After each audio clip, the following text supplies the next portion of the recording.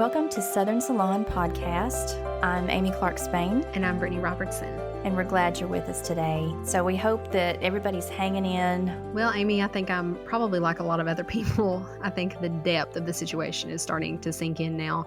You know, the first week I was pretty much Susie homeschool. I was baking bread from scratch and my kids were getting lesson plans and all that good stuff. And then here we are a month later and my gas tank is pretty well empty on that. You know, we're eating loaf bread, and if the kids read a book for the day, then I'm calling that school. So how about you? Same. I think school has kind of fallen apart. I hate to admit that. We try to do a little bit every day. I haven't really forced the issue. And like you said, if they're reading, and I know they're reading every day and we're talking about what they're reading. So I think that's a really important thing. And we're trying to do some writing. I know that you had your kids writing about the pandemic in journals, and we're trying to do a little bit of that too. I loved that idea. Me too. We're actually, Riley and I are making journals today from old books. We're taking the covers off of old books and Mod Podging, decorations on the front and making, she wanted to make journals. So I thought that would be a good activity. So speaking of books and speaking of reading and writing and things like that, we thought that this would be a good time to talk about recommendations for reading, listening, watching. I love it when you do your recommendations for books that you like to read. And I like to share books. It's one of my favorite things to talk about is what I'm reading. And I get really excited about talking about books with people. I've got lots of friends who are authors. And I guess I'll speak for both of us. We're not going to try to cover everything and everybody in one podcast. And what we don't get to cover on our list, we can go over to our Instagram page and make a post about our recommended reading, watching, listening. Absolutely. And but I wanted to tell you, because one of the first people on my list is Lee Smith. She's one of my favorite authors, always has been, originally from Grundy. She's got a new book out now called Blue Marlin. I haven't read it yet, but I'm really excited. She has a lot of folklore in her books. And growing up here in Central Appalachia, we both grow up with folklore. So this morning I got a text from my mom and she said, "Oh my heavens, I'm freaking out.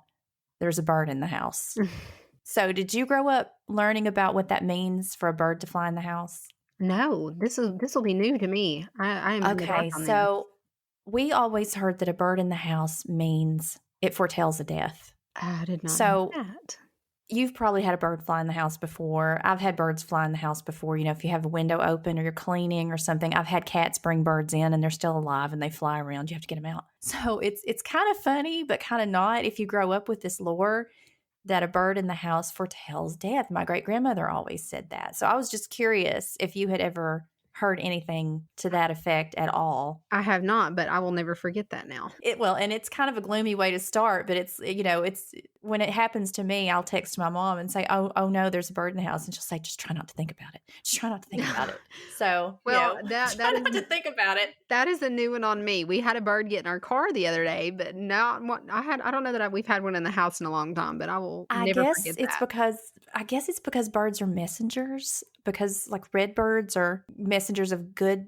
They have good news. And I said, is it a red bird? Is it anything like that? She said, no, it's just a little skinny bird. Uh-oh.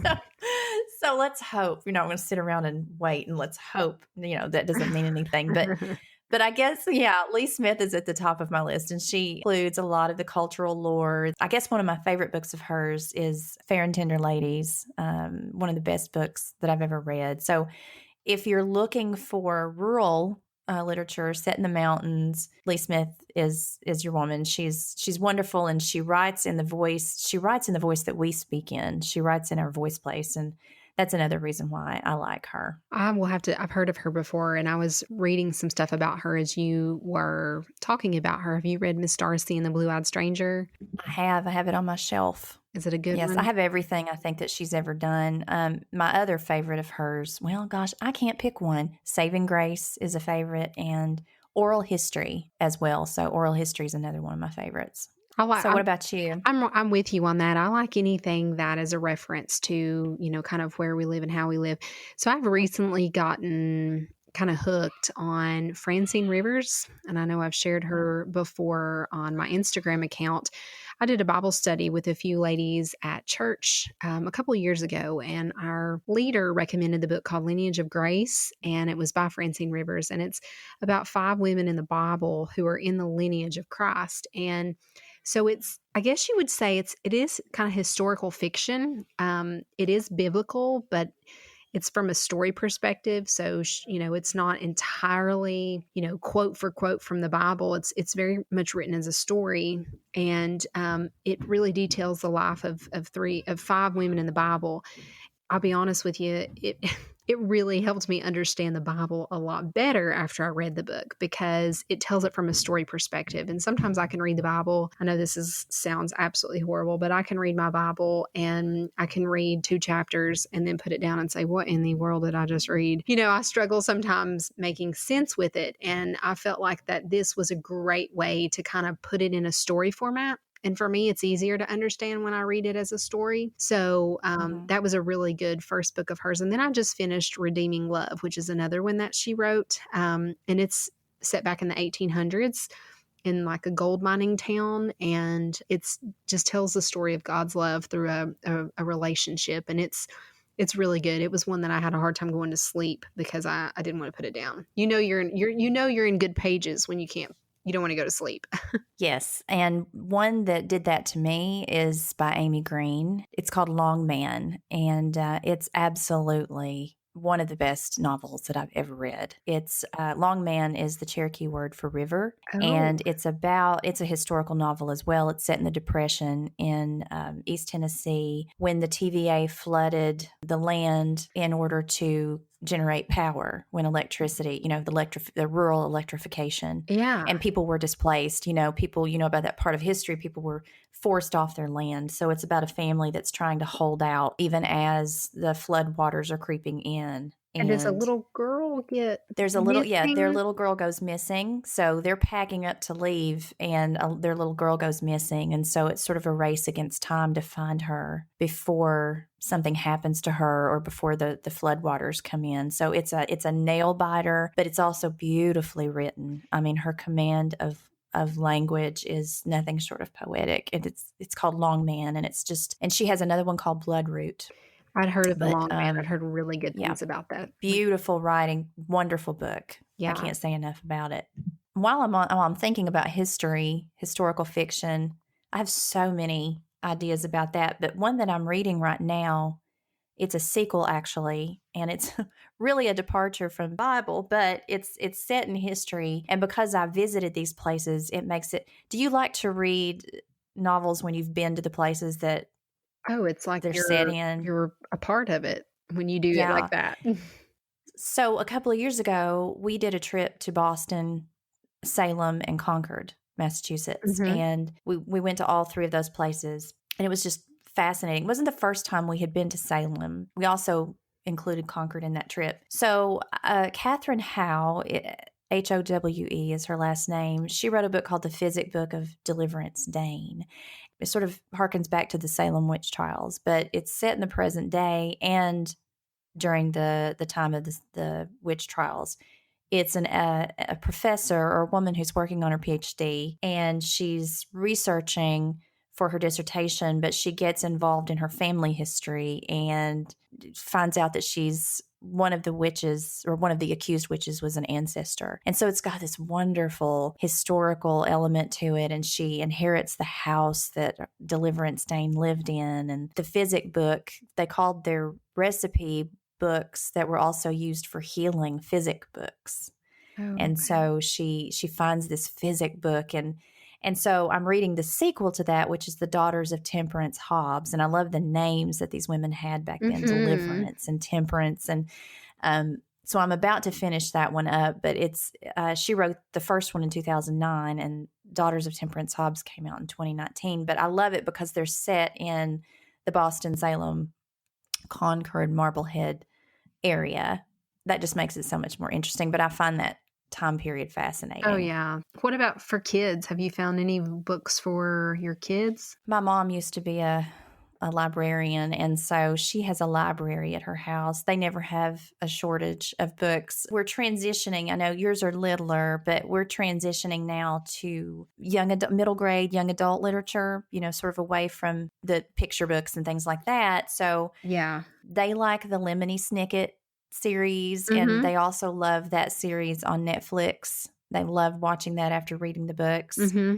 Another author that they like is Judy Blume. They like the Super Fudge books. Riley just finished Are You There, God? It's Me, Margaret. I don't know if you read I've that heard of one when that. you were. Yeah. Let's see. The House with a Clock in Its Walls by John Bellairs is one of my favorite books of all time, and we read that one together.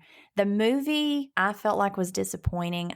The script for the movie that came out last year or the year before, starring Jack Black, and I can't remember the actress's name. They got way far away from the book, and it got kind of crazy at the end. So it's good. The movie's funny and it's entertaining, but the book is really what I recommend. Mm-hmm. Of course, Hunger Games. They love the Hunger Games. There's a series of books called I Survived, and it's a good way for them to learn about history.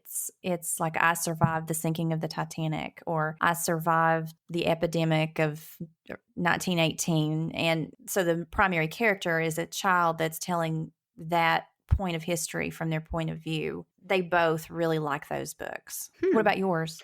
Well, we're still, kids' books for Ryan and Wes, my youngest. And then Parker is getting into reading some more. I honestly, and I don't know the author, Amy, I kept all of my books from when I was a little kid. I have them in totes. And I have some local nonfiction books that were set around the times that the Indian period around here. And so there's one called Chief Binge. I don't know if you've heard of him, Chief Benji, before. Mm-hmm. Parker is really into a couple of books that we've got about him. And he likes The Diary of the Wimpy Kid. And I found something the other day, Amy, and I immediately thought about you, and I'm going to check into it. It's called Literati.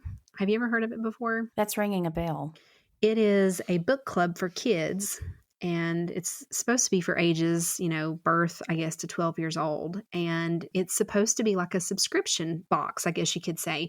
So each month, I think it's like $10, they'll mail you a box, and you get to have, they've got books in them, and then it's got custom like artwork and small activities. And it's something that I wanted to just kind of check into. It'd be like, especially right now where, we're kind of in quarantine. So my understanding is you can kind of customize it to what they like too. So you get this box and it's got this book, and it's themed box based on the book. So I'm excited to try that out. I'll share a post about it, but I just thought that might be fun. I think people are all about monthly subscription boxes, but I've never tried one with my kid before, so I thought that would be kind of interesting. Well, that's a great idea, especially with libraries closed right now. And I know that they're trying to bundle books for people that want to check them out and have them available. It's another choice. It's another alternative. Yeah, we use the library a lot so that we don't accumulate too many books. So a couple more people that I recommend. And again, these are mostly books that would be set in the South, particularly in the Mountain South. Ron Rash is right up there with Amy Greene and Lee Smith. Love Ron Rash. I love The Cove. I love Burning Bright, and I love Serena. And again, the movie Serena, they made the movie starring Jennifer Lawrence and Bradley Cooper, and I love them. Yeah. It's got mixed reviews, but the book is absolutely wonderful, so I do recommend that. I recommend Wiley Cash,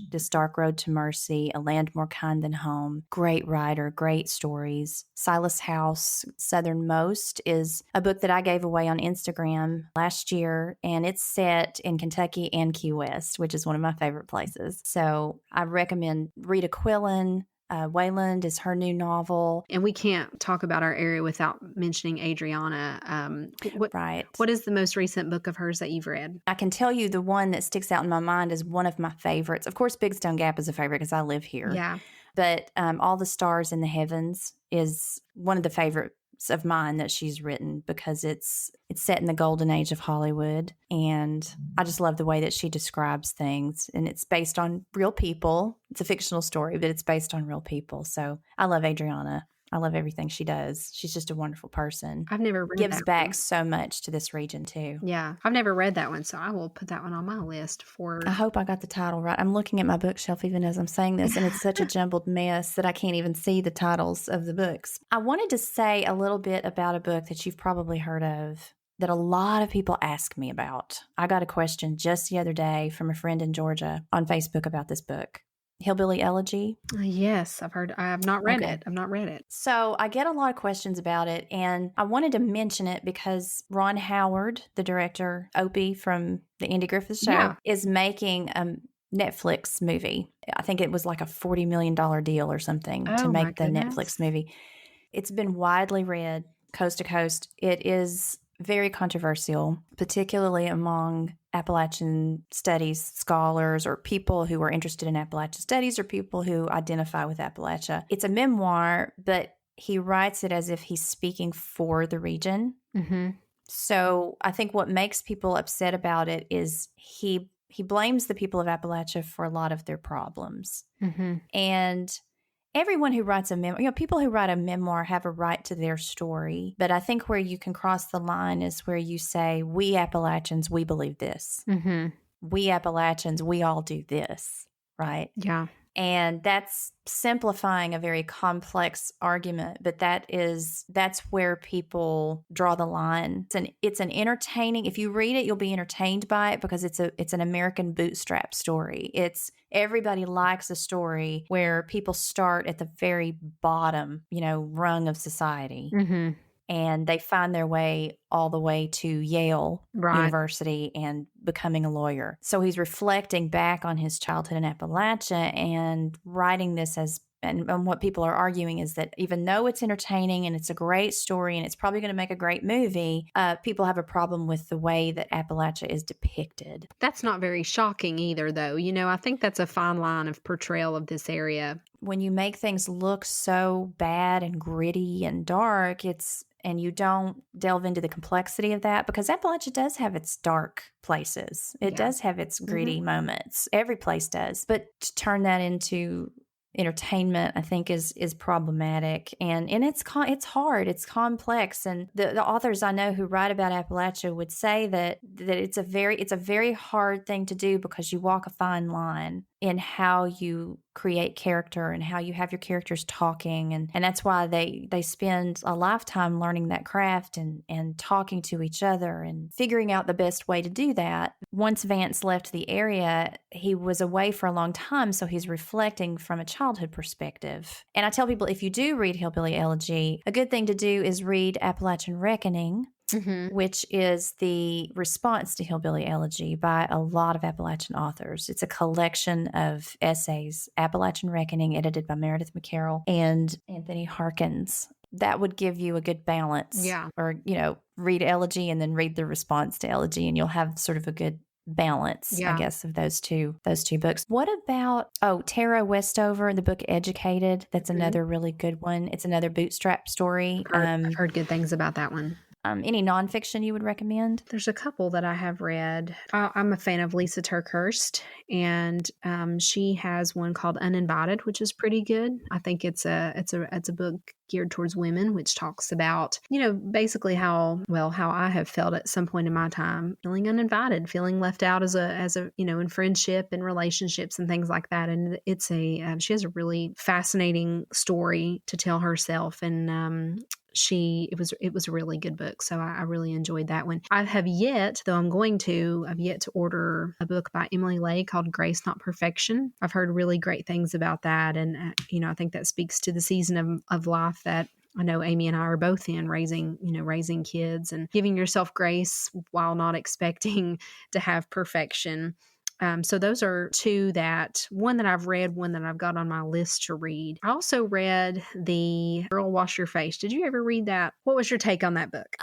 It was a fun read. I think it was an interesting read. I like books that empower you, and they have a really funny YouTube show. I think it's on YouTube. I love Anne Lamott. Anne Lamott is a very inspiring writer who I don't think she would describe herself as maybe an inspirational author, but that's what she is. She's funny, she's quirky. She's got the first book of hers that I was introduced to was on the craft of writing, and it's called Bird by Bird, and it's really good, but she teaches you the craft of writing from an autobiographical perspective. She talks about her life, and she's got a whole series of books, and they're not all about writing, although she is a writer, so she incorporates that into her work. But she just muses on life and the way that she describes things. And she talks about her imperfections, and she sort of makes light of them, but she also talks about her fears and what she thinks we can do when we're, down and out.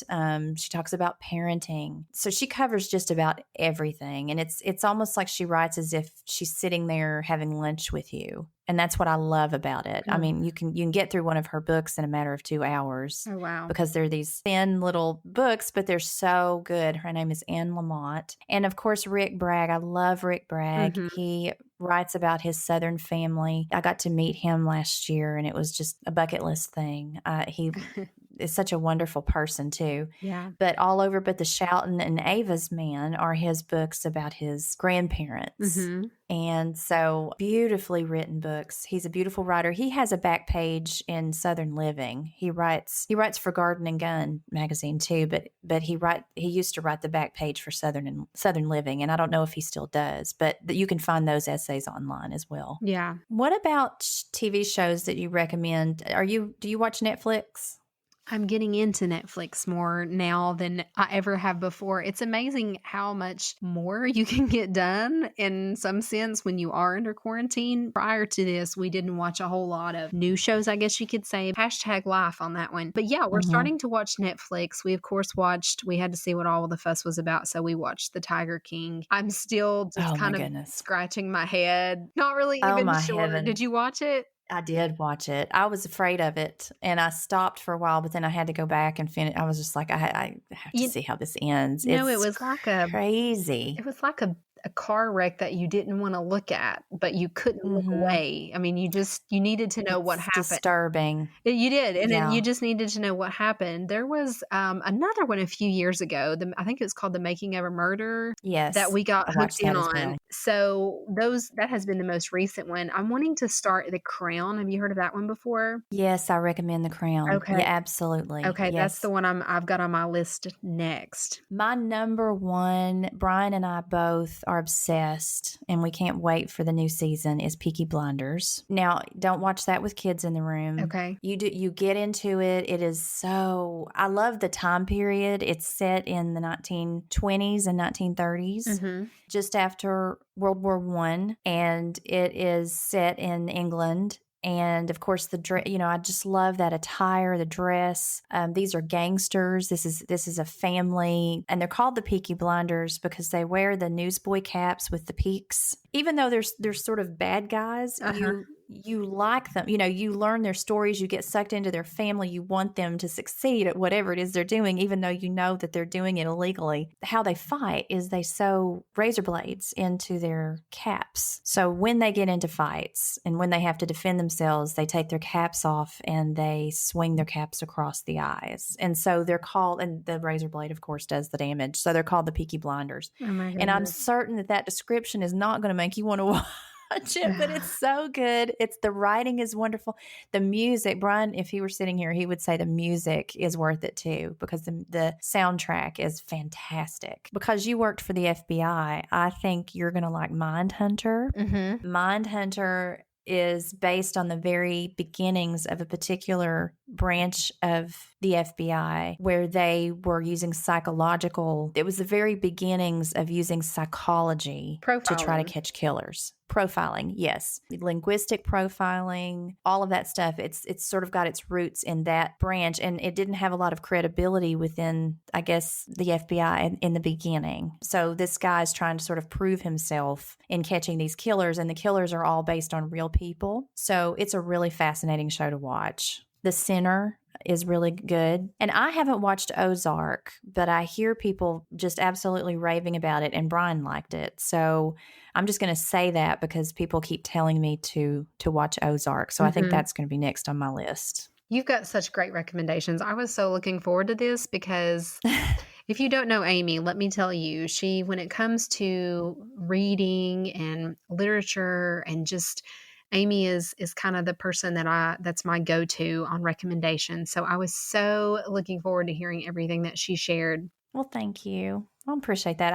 It's one of my things that I just love to talk about. I don't read as much as I used to, and Brian and I are both trying to take more time for reading because that's important. It I mean, it is. feeds your mind. It does. It really feeds your mind. And, again, it's been talking about the time that we're living in right now. This has showed me the things that I have cut out of my life that I need to put back in. And reading is one of those things that I make excuses for not having time to do. And then when I sit down and actually get to do it, I'm like, oh, I really enjoy this. I need to do this more often. Know. I feel guilty when I read. Oh, me too. I did a thing on my blog.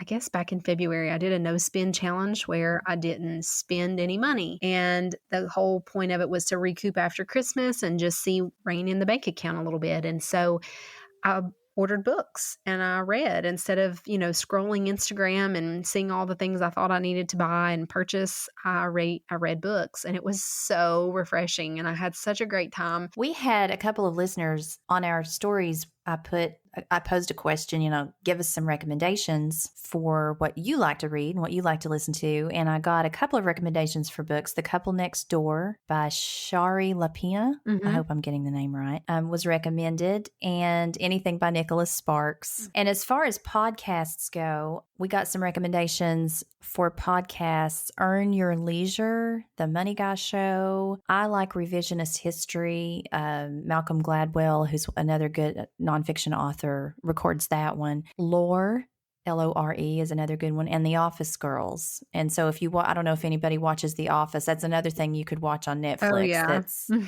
Love The Office, but it's the actor who plays Pam and the actor who plays Angela. And they co-host that show, and they talk about the episodes, and they give you some behind the scenes insight into making the show. And it's really, really funny. And I don't know if you've watched John Krasinski, who played Jim on The Office. I don't know if you've seen his YouTube show yet, Some Good News. Yes, I have. But it's so funny. It and is. I just love him anyway. So I recommend that too. We watched a couple of episodes yesterday, and the prom episode was great. The seniors are not getting their prom this year. And so he threw a prom, and he had Billie Eilish and the Jonas Brothers, and, had some people perform. I haven't seen that one. It was great. So I guess we're out of time for this book episode, but we'll definitely do another one because this is fun. We were talking about this earlier. I think sometimes we forget. We'll definitely share these things on Instagram too, on our account, Southern Salon Podcast, so that you can also see.